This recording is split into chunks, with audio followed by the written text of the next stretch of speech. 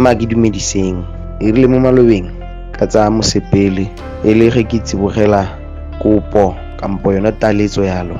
go tsweng go mokgatlhamong wa borara o itlotlang re o tsile molefe taletso e le ya mosepele wa dipitsi o bontshang bopelokgale le lerato la monna mokgatla kampo mokgatla le pitsi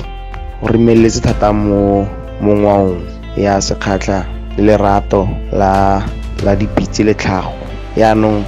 ka ke ne ke sa itse sepe nna manane ka pitsi ka nna le kgatlhego e tseneletseng thata ka ge borara bo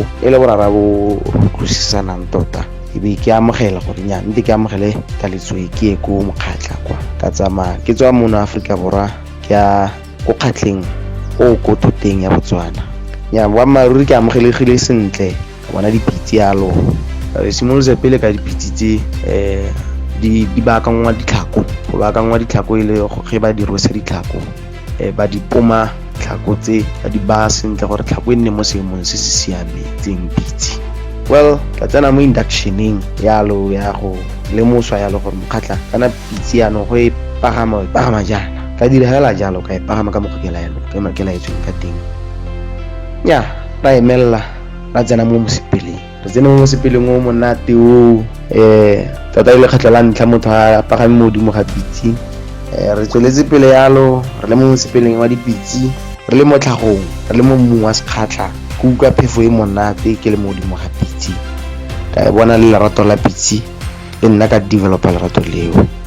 yaanong go fo e be go yala peo mo pelong yame e ke tlo e nosetsang go tloga mosing o ke tsweletse pele yaanong ka e nosetsa ke motlotlo tota ka mosepele o wa pitsi o kgotsereng wa go pagama dipitsi e le gore gone yaanong ne ke rotloetse gone gore bakgatla ba nang le maitemogelo le lerato la dipitsi a ko batleng ka di 28